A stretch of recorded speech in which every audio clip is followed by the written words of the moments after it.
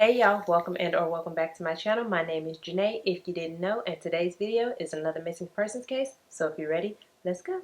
Alright y'all, so today we're going to be talking about the disappearance of Kierra Coles, the missing postal worker who was 3 months pregnant at the time. So Kierra Coles was born on September 24th, 1992 to her parents Karen Phillips and Joseph Coles. She was the fourth out of 5 children, and she was described as a bright, ambitious child who absolutely loved to talk. The way her mom described her, it sounded to me like she was one of those kids, y'all know, the ones who get the report card and it says she's a great student, she's very smart, but we have to work on her talking. She talks too much. Anyways, it said that Kierra wanted to be on TV, she wanted to be in radio, she wanted to be in a position where people heard her talk and heard what she had to say, because like I said, she loved to talk and she had a lot to say. So TV or radio was like, that was her steez. That's what she was going to try to do. But aside from this, Kierra also loved makeup and would even pick it up as a side hustle. Like, she would do people's makeup who was going to prom, if they was going out, and she loved getting made up herself. Like, she would do her makeup, she would get dressed, even if she wasn't going nowhere. She would just get real cute, and she would take pictures of herself because she just loved to get dressed up, do her makeup, and have, like a little quick photo session for no reason, because why not, right?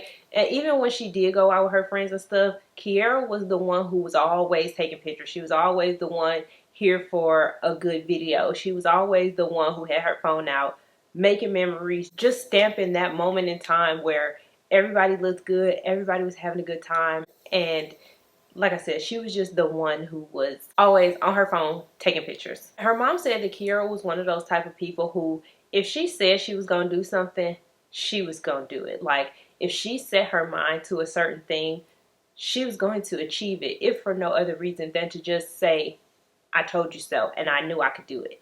And so that was no different than her wanting to work at the post office. So Kierra would start her postal career as a seasonal worker, and she did this for about 3 years. But during her seasonal work, Kierra told her mom that she enjoyed the job. She liked doing what she did during that seasonal period, and she wanted to make this her actual job, her actual career. And she even told her mom, like, look, they're gonna see my face every single year until they decide to hire me. And that's exactly what happened, because like I said, she would work as a seasonal worker for about 3 years until they finally hired her in April of 2017. She was hired as an unassigned letter carrier at Charles Hayes Post Office in Chicago, and she absolutely loved her job. Like, it was no different from when she was a seasonal carrier, only doing it once a year. Kierra will often take pictures of herself in her uniform, and in these pictures you could just see the smile on her face. You could just see that she was so happy. She was so happy to be doing what she said she wanted to do. Like, it's not a lot of times in life where we actually get to do the thing that we like to do as a career or as a job. And so the fact that Kierra was doing something that she enjoyed doing, you could really just see it emanating through these photos of her. You could really just see the happiness written all over her face. Unfortunately though, pictures are the only thing that Kierra's family have right now, because on October 2nd, 2018, Kierra will go missing. Now, like I told y'all, she was 3 months pregnant at the time of her disappearance. And leading up to, Kierra's mom said she talked to her, and Kierra was at the WIC store. And if y'all don't know what WIC is, it stands for Women, Infant, and Children. And it's a program that gives new and expectant mothers access to healthy food choices. Like, they give a voucher to get a certain amount of like fruits and vegetables, milk, and certain types of cereal. Just pretty much things that a mother needs to be healthy while expecting a baby. And then after the baby comes, if you're a mom who chooses to formula feed your child, they'll give you access to formula, and when the baby start eating, they'll give you access to baby food. And if you're a breastfeeding mother, they will continue giving you access to the foods that will be the most healthy for you to provide nourishment to your baby that way.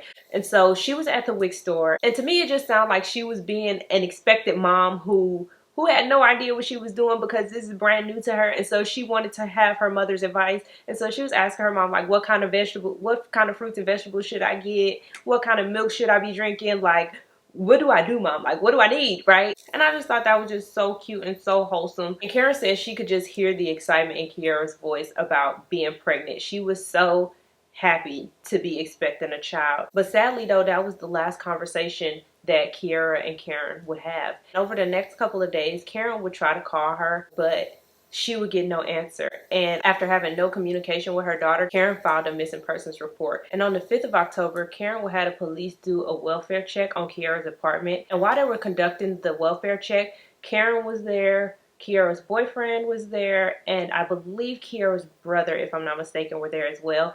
And Karen said she could not bring herself to be with the police as they did the welfare check because she was really just fearing that she would see her worst nightmare come into fruition. But the police would come back down and tell her that Kierra wasn't in the apartment at all. And when Karen heard this, she kind of felt a sigh of relief because she's like, okay, well, Kierra's pregnant, hormones might be raging, maybe she just needed to get away for a little bit and she'll be back in the morning.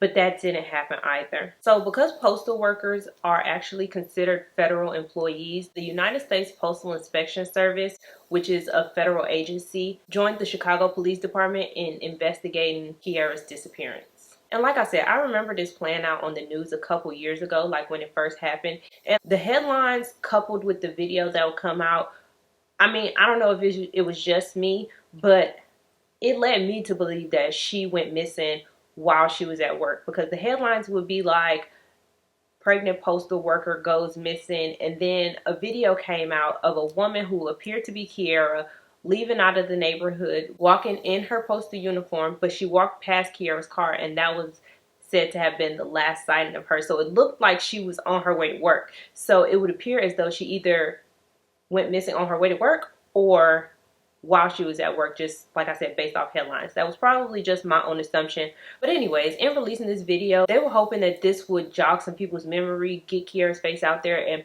potentially lead to something that would aid in finding Kierra. But that wasn't the case at all. Now, from a public's perspective, it would seem as though there was like little to nothing happening in the case. Like there was little to no movement because that video was really all that was released. Like I said, not too much will come from this. And Kierra's due date of April 23rd, 2019 will come and go with no sign of Kierra or her baby. Now, as the years will go by, Kierra's family would try to keep her name and her face out there for the public to see, with her name being mentioned periodically here and there, mostly on her birthday when her family would hold a celebration for her. And like I said, this is when her name would like pop up for a second again, and then it would appear to just be hidden back into the shadows. Her family really couldn't help but feel like she was being overshadowed by all of the other missing people. Namely, in 2021, 3 years after Kierra's disappearance, when Gabby Petito went missing, and the news and media was in a frenzy about Gabby, but Kierra was just still here being mentioned casually here and there. And I can understand the family's frustration in this, because why is Gabby's face plastered everywhere when Kierra's is literally just here and there? And I'm not saying that Gabby should not have been found, and I'm not saying that people should not have been up in arms about Gabby. That's not what's being said at all. But what is being said is, why aren't we making such a big fuss about Kierra when she was literally pregnant and a federal employee? Like, why her face ain't everywhere? And I mean like everywhere, like Gabby's was on CNN and on daytime TV and all the news outlets in every city. Like, so yeah, I feel their frustration. But anyways, in 2020, Kierra's mom came out and she said that the video that was released shortly after her daughter disappeared was in fact not her daughter. And she and the police knew that, but they went with that because they, like I said, they felt like seeing this video and seeing this postal worker walking by in the neighborhood where Kierra had gone missing from might jog some people's memories. But since it led to nothing, and it had literally been about 2 years at that point where there was no leads or anything like that, Kierra's mom was like, okay, look, it's not serving a purpose. I'm gonna just put it out there that that was not Kierra. However, there would be a video that would be released in 2022, so just last year, of Kierra. And this was a video of Kierra at an ATM inside of a Walgreens near her home at around 10:43 p.m. And in this video, you can see Kierra taking out the money at the ATM. She left the store about 3 minutes later, and that was the last time Kierra was actually seen on surveillance footage. Now, leading up to this point, there would be a couple of more surveillance images that were released, and it kind of depicted her day. Earlier that evening, a neighbor's camera caught Kierra walking into her house with holding some bags. It's unknown what was in these bags. And not too long after Kierra went into her house, a man would arrive who they call a person of interest. And they not naming this person of interest, but I think that the collective of like the public have kind of like an inkling of who this person is, but they not naming him, so we just gonna call him the person of interest.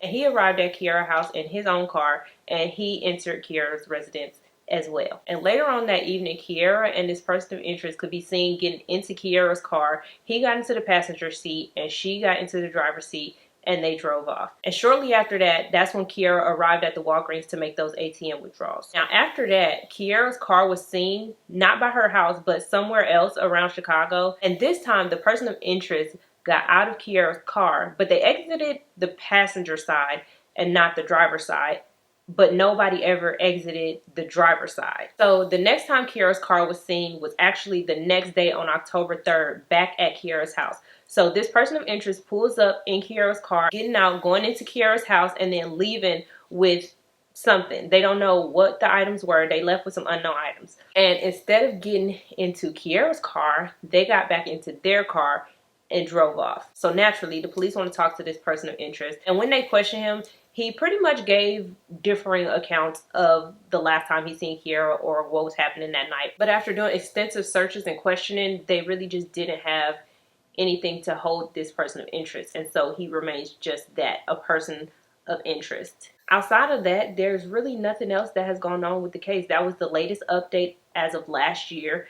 And Kierra's family is still looking for answers. They want to know where Kierra is. And Kierra's mom openly stated that she feel like the police should be able to arrest this person of interest. However, they don't feel like they have enough to arrest him at this point. And so her case is once again at a standstill. So if anybody has any information on the disappearance of Kierra Coles, you can contact your local authorities, Chicago Police Department, or the United States Postal Inspection Service. All the numbers will be linked. Well, all the numbers will be in the description box.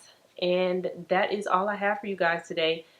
Thank you so very much for watching. Don't forget to like, comment, and subscribe. And I will see you all in the next one.